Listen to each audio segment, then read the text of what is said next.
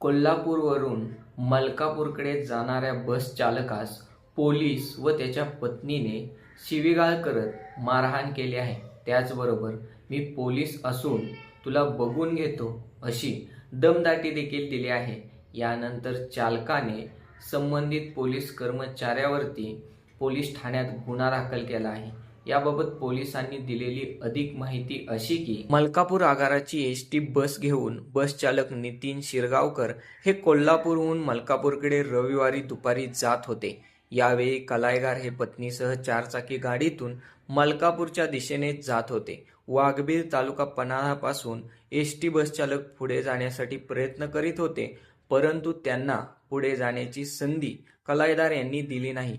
अखेर नावली येथे रस्ता रुंद असल्याने बस चालकाने बस पुढे घेऊन साईड द्यायची नाही का असे कलायदार यांना विचारले.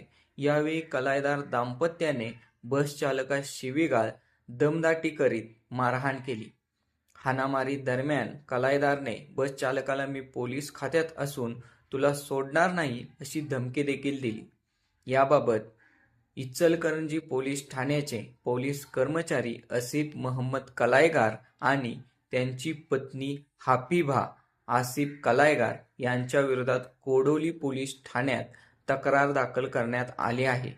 ही घटना रविवारी दुपारी 1:15च्या सुमारास रत्नागिरी महामार्गावरील नावली तालुका पन्हाळा येथे घडली आहे.